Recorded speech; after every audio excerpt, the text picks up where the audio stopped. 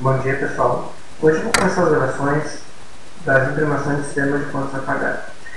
Desde a conversão do sistema antigo em Query até a atualização de contas a pagar. Já tem muita coisa pronta, então quando estiver pronto vou mostrar e mostro como eu fiz. Vou fazer isso no IDF, no WebDF e no mobile. Vou fazer uma APK chamada Mate Pagar, em que o financeiro da empresa ou o proprietário da empresa pode estar no banco e fazer consulta que ia pagar naquele dia. Atualmente nós estamos pensando assim: eu tenho contas a pagar, ficha de fornecedores aberta. Aqui eu tenho cada fornecedor, os seus duplicados. Eu posso, nesse fornecedor, criar vários tipos. Teste, quantidade de duplicados 2.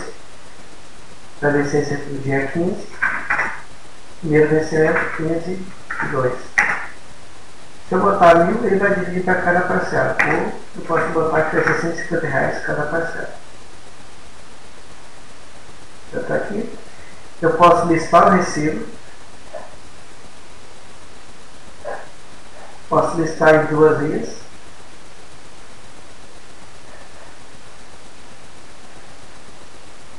Eu posso juntar duplicadas, naqueles casos que as empresas vão mandando as notas, e aí depois vão tudo numa duplicada só.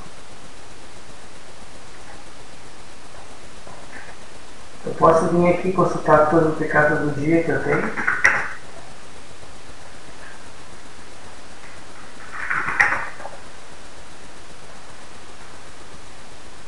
Posso baixar o título. Posso baixar o título selecionado, já baixou automático. É isso aí. Conforme eu vou fazendo, eu vou fazendo uma gravação. Até mais. Até mais.